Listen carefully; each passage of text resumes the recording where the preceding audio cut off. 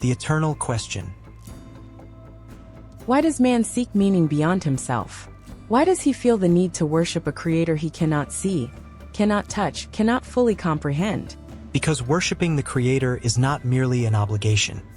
It is the essence of man's existence. Ecclesiastes 12 verse 13 proclaims, "Fear God and keep His commandments, for this is the whole duty of man." In worship, man finds a connection to the eternal, a link that breathes purpose into his fleeting existence. But if the Creator is so transcendent, so complete, why does man even question his existence? Man is born with an inner longing, a hunger for something greater than the temporal world. He feels a pull toward the infinite, an echo of a truth that lies beyond the material. It is this instinct that compels him to seek, to wonder, and ultimately to worship. Throughout history, in the silence of deserts and the grandeur of temples, humanity has reached out for a higher power. In every prayer and every act of reverence, the soul whispers back its own answer, that to worship is to remember one's true origin. Worship as transformation. But what does man truly gain from worship? Can he not thrive on mere mortal endeavors? Consider the arc of civilization. Empires rise and fall, philosophies bloom and wither. Yet amid this transience, one truth endures: worship transforms. As Romans 12 verse 1 instructs us, "Present your bodies as a living sacrifice, holy and acceptable to God, which is your spiritual worship." In that transformation, the soul is refined and the mind is renewed. Worship is not a currency traded with the divine. It is a metamorphosis of the self. Like a caterpillar becoming a butterfly, through acts of devotion and reverence, man transcends his limitations. Augustine, in his seminal work City of God, reminds us that earthly life is but a preparation, a rehearsal for an eternal performance. So worship changes the very fabric of who we are? Yes, it elevates our nature. It draws out the divine spark within and aligns us with a higher purpose. In worship, we are not simply paying homage. We are being remade. It is a process of inner transformation where the heart is cleansed and the spirit is uplifted, becoming more in tune with the everlasting light. Faith beyond proof. Yet in a world that values proof and evidence, why does man persist in a faith that cannot be empirically measured? Because faith is not the domain of the empirical, it is the realm of the heart and soul. 2 Corinthians 5 verse 7 tells us, "For we walk by faith, not by sight." True belief does not depend on the tangible. It is an act of surrender. Blaise Pascal famously argued that if you wager on faith, the potential gain far outweighs the risk. Consider love. Do you demand physical evidence before you open your heart? Or the air before you inhale it? Faith bridges the known and the mysterious, providing a foundation upon which hope is built. Hebrews 11 verse 1 declares, "Faith is the substance of things hoped for, the evidence of things not seen." Through worship, we embrace this mystery and trust in the Creator's eternal plan. And so worship becomes a leap into the unknown where certainty is found in trust? Exactly. It is an act of courageous surrender, a recognition that not everything that matters can be seen. In this faith, man finds a strength that defies worldly logic, a strength that whispers of eternal truths and the promise of life beyond what is visible. The gift of free will. If man is created with such an innate drive to worship, why then does he also possess the ability to reject this divine call? Because love, to be genuine, must be chosen freely. Forced devotion is not love, it is servitude. Even Lucifer, before his fall, was granted free will. Man, endowed with the capacity to choose, is invited to seek, to question, and ultimately to decide his own path. The Creator, in his infinite wisdom, bestowed upon us the gift of free will so that our love and worship might be authentic. As Romans 1 verse 20 reminds us, "For since the creation of the world God's invisible qualities, His eternal power and divine nature, have been clearly seen, so that people are without excuse." The very fabric of the universe speaks of His grandeur, inviting us to make a conscious choice.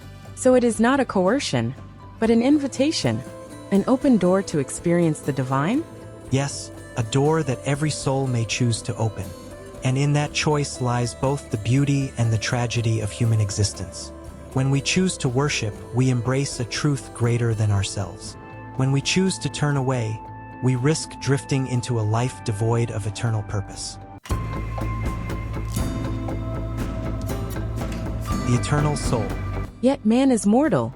His body is but flesh, destined to fade. How then does worship reconcile with the promise of eternity? The body is transient, a mere vessel for the soul. Like the tree that sheds its leaves each season, our physical form is temporary. Daniel 12 verse 2 assures us, "Many of those who sleep in the dust of the earth shall awake, some to everlasting life, and some to shame and everlasting contempt." Our essence, the soul, is eternal. Socrates spoke of the immortality of the soul, and Christ himself declared in John 11 verse 25, "I am the resurrection and the life. Whoever believes in me, though he die, yet shall he live." Through worship, we reconnect with that eternal spark, affirming that death is not the end, but a transition, a doorway to everlasting life. So in worship, we affirm our belief that the soul transcends the decay of the body. Indeed, worship reminds us that our destiny is not confined to this temporal realm. It is a celebration of the eternal nature of the soul, a commitment to live in the light of that promised resurrection, where every tear is wiped away and every heart finds its rest. The purpose of suffering. But if the Creator loves us, why then is suffering woven into the fabric of our existence? Why do the righteous weep while the wicked seem to thrive? Suffering, though painful, is part of the divine tapestry, a refining fire for the soul. Psalm 73 verses 16 to 17 reflects this mystery.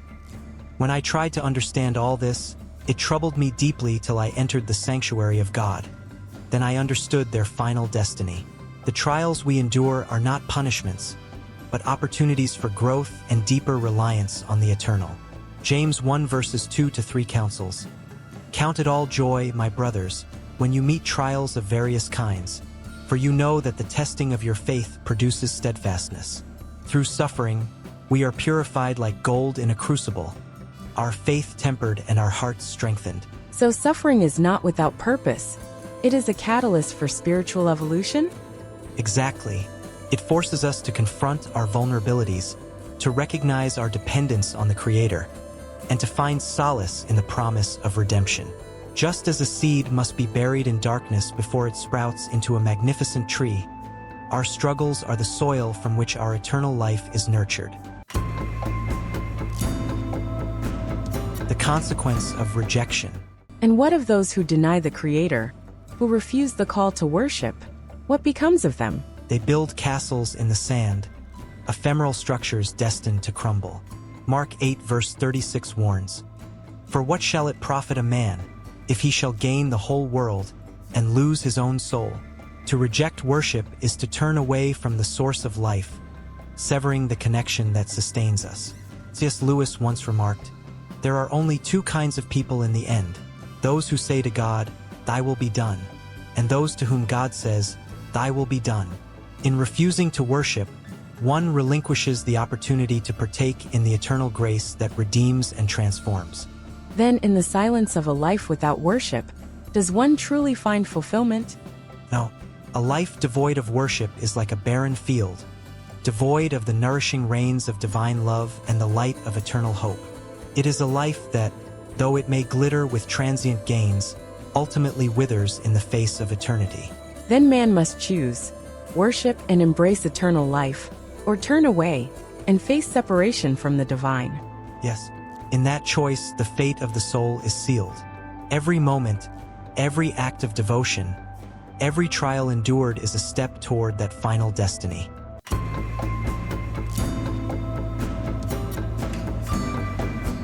Choose wisely. In the quiet of our souls, beneath the clamor of everyday life, there lies a call to remember who we truly are and whence we came. Worship is more than ritual. It is an affirmation of life, a a declaration that our existence is interwoven with the divine tapestry of eternity. And though our journey is fraught with mystery and challenge, the promise endures. That in worship we find transformation, that in faith we discover strength, and that in choosing the Creator, we embrace a destiny that transcends the bounds of time. So, let each heartbeat, each breath, and every moment of struggle be a testament to the eternal truth that calls us home.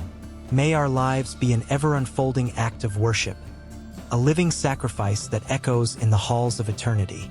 For in the grand tapestry of creation, our choice matters today, tomorrow, and forever. Embrace the eternal. Worship, believe, and be transformed.